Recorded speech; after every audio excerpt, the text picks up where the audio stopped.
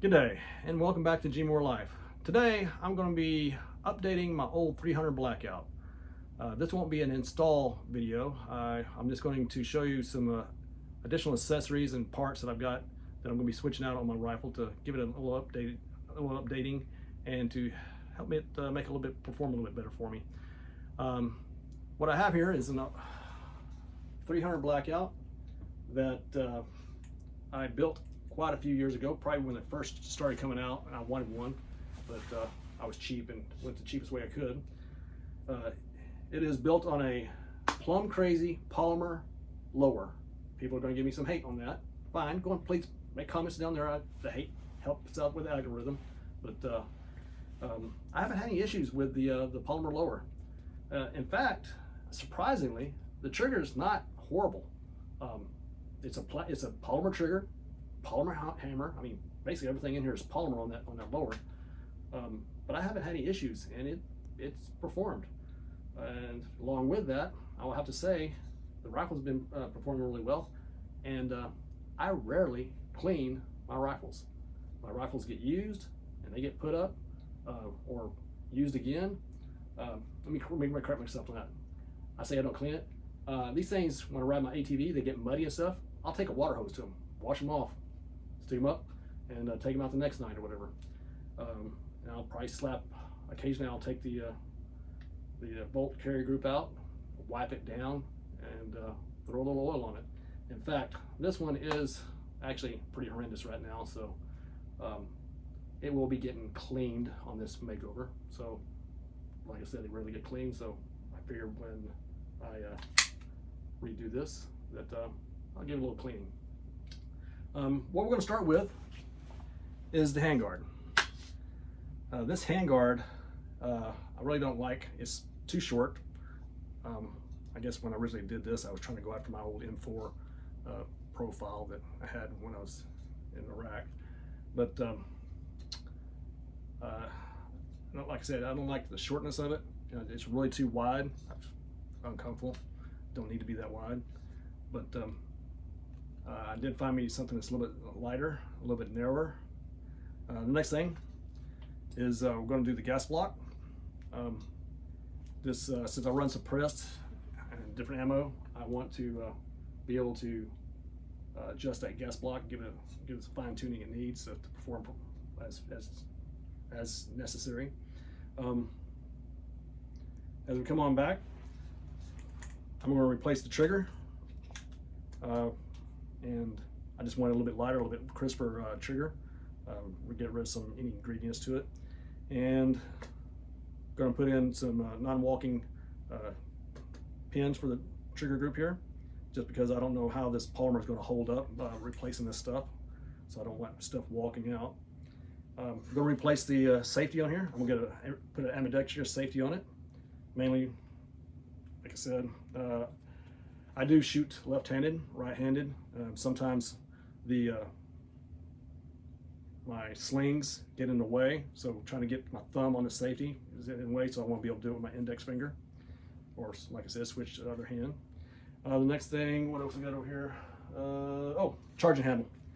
This charging handle is a little bit cumbersome underneath the scope, and I've got extended charging handle. And speaking of scope, this is the Thermite DNT or DNT Thermite 635R.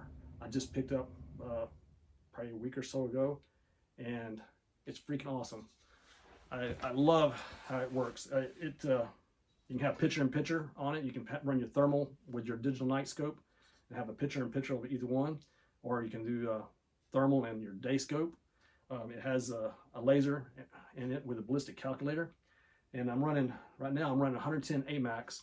I went on and chronographed those out of this barrel with suppressor, and I believe I was getting 2410 out of it, and I tuned that in, put all the ballistic calculations in for this scope, and it's been amazing. I went out and did a quick test on it. 8-inch target at 200 and something yards, lased it, and just one shot, ding. I'm like, wow. I moved out to 300, did the same thing, one shot, ding on the 8-inch target. I'm like, wow. I went out to 352. That's the only I could find right then, and did this exact same thing. I think I actually saved a video of that. If not, I'll actually do a review and on the scope when I get a little bit more time on it. But with that being said, let's show you the parts, and we'll talk about them right quick, and then we'll do move on to the after. And if I didn't say it was clear, it is clear. Chamber flag. Okay, the first thing we want to address is we're going to be talking about the handguard. Like I said, I don't like how wide this other one is. Let's see if we can get a top-down look at this. Turn it the right way, and look how much narrow the profile is. See if I can get the background decent there, and how much longer we've got. It goes down to a suppressor area, so it should take up the whole barrel area. And it should be lighter. I'll get an after weight after I take the other one off, but let's get the scale out here. Stick here, tear it out, and pounds and ounces. Go and lay it on there. Yep, 11.9. I think it said it on the site was 12 ounces, so that's pretty good. Doesn't feel heavy at all.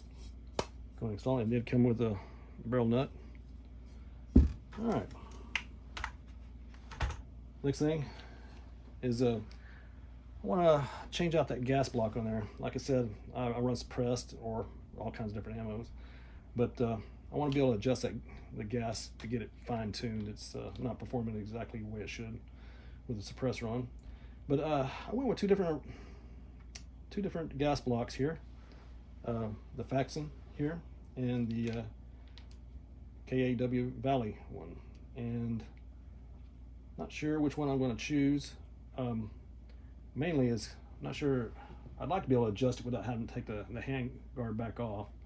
I may, depends on which one I choose, I may have to drill out a little spot, make it easier. I don't really care if I have to, but I will probably do that. So I think I'm going to end up going with the KAW Valley, and this one's going to go on a 308 that needs a adjustable gas block on it. But you know, the advantages of having an adjustable gas block, you can fine tune it, get eject like it's supposed to, reduce some recoil, make it a little bit more reliable. So that's why I'm doing that. The other thing is, going to move back to the safety area. I want to do a ambidextrous safety on it. This is a 60-90 throw, so I can adjust it down to 60 and I don't have to flip it exactly 90, which I kind of like. But I like being able to shoot weak side or strong side, or also using my index finger to run the safety, just in case, because sometimes the sling's getting away and I can't get my thumb on the safety as necessary from the left side there. We're going to install that. Next thing is the extended charging handle. That with the scope and stuff on there, it's kind of hard to get up under there a lot of times, and especially with gloves or anything. But mainly trying to work around the scope without interfering with the adjustable eyepiece and things. So that's what we're going with extended here. And next thing is the trigger group. Like I said, the trigger. Actually, let me go and show this stuff for extended charging handle. And that is a Prisma AR-15 ambidextrous charging handle. And I just got it because it was cheaper on the site that I found. You know, I can't mention it, you know, AR-15 discount site, but like I said, I'll try to find discounts like best I can to save a little money. All right, trigger. I've got this on a couple other rifles, and I really like the flat trigger of it, and with a little index in here, you get your trigger finger back in the exact same spot all the time. This is a 3.5 pound pull. I'm not sure what that trigger on there is, probably a 5 at least, but like, it's not too bad. But I'm going to reduce the trigger pull a little bit on this, and I'd like to at least have the metal hammer little bit more reliable than a polymer, I believe. And obviously you can see where that one came from. And then, like I said, since it is in a polymer lower, mainly I want to go with the trigger pins, non-rotating trigger pins, just to keep it from having any issues, because I don't know if that's polymer is going to hold up me switching stuff out. And that is the gist of most of my parts there. So next time we'll see this, I will swap them out and maybe have a clean gun then. All right, I finished the install of all the components on the rifle last night, and here's the results. The handguard feels amazing. It's so nice to be able to reach out as far as I want, not have to grab the barrel. I can put my light on out here, and a lot more comfortable. And it did save some weight. I did weigh the other one. I'll show you the weight on that here in a second. The trigger, I'll go on and show you that we are safe, nice, clean. Well, actually, chest safety, I'll show you that in a second. Clean. Let's reset. The safety, up at the 60 degree. See, it feels good. I really like the trigger. Like I said, I had on some other rifles. But like I said, nice, clean reset.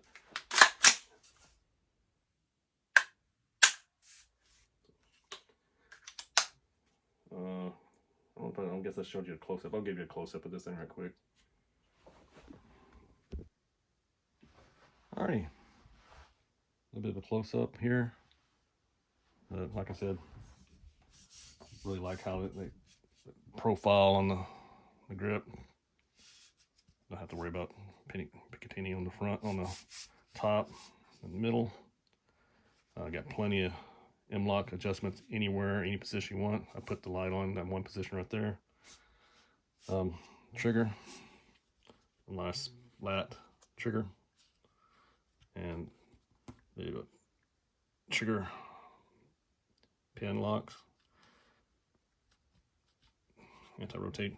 Actually, talking about the polymer, I don't guess there'd be a problem with actually just using regular trigger pins, because it didn't seem like it did any damage to it when removing the other ones. I was kind of worried if it kind of make it loose or anything. It's nice and tight.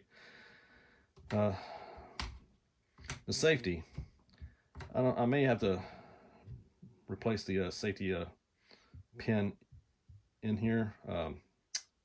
Doesn't seem like it sounds as positive as the other. I think it's a polymer.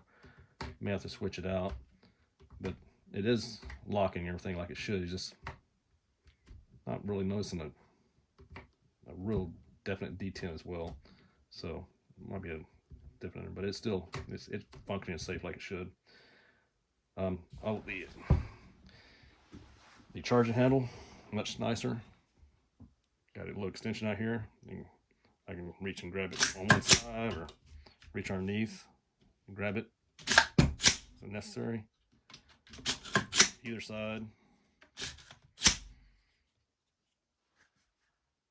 And that's about that on that. I'll get you the weight on the scale of the other handguard here. I'm going to tear it out. And it is on ounces. 13.5 for the shorter, wider version. So I guess that showed it was less than a 12 on the other one. So over 1.5 ounces, not a lot. I probably put this other components probably weigh a little bit more than the original components I took out. Oh, in fact, I'll show you what the old polymer trigger and stuff looks like. Alright, that polymer trigger, that's what it looked like. This nice light piece of polymer plastic. Is it focusing? Yeah. Really light, no issues with that. One of the components. The hammer. I was actually really impressed. You can see a little bit of an indentation right, where's it at? Right in there, in my thumb. But I don't have a ton of rounds to this thing, but got quite a few. And it's held up, hadn't had any issues. Nothing I can think of. And here's safety lever, polymer. I took out. About the only metal in there is just the spring and trigger pins. And here's the charging handle I took off. Just a regular one. I like the extended one's much better. Oh, and I went with the KAW Valley gas block instead of the Faxon, whatever. It's one I ended up choosing, and I don't have to make any mods to the handguard to access it. I just bring it over here. Let's see if can show it here as I knock the scale off the table. Not sure, but anyhow, I just go straight in here and I can get straight to the adjustment screw, and I'll be adjusting it later. I'll probably show a video of that after I read the YouTube policies again and see what they require of me. But it seems to be working. However, the screw seems a little loose, and I'll talk about a mod I did on it to tighten it back up. But well, hopefully that's suffices for this video. Thank you for joining me here on at GMOR Life, and if you like this video, please like or subscribe. If you have any comments, questions, concerns, please leave them below. Even if they're negative, that'll help me out try to make these videos better, especially since this is my first gun type review, and also it helps out with the algorithm. So as always, thank you for watching.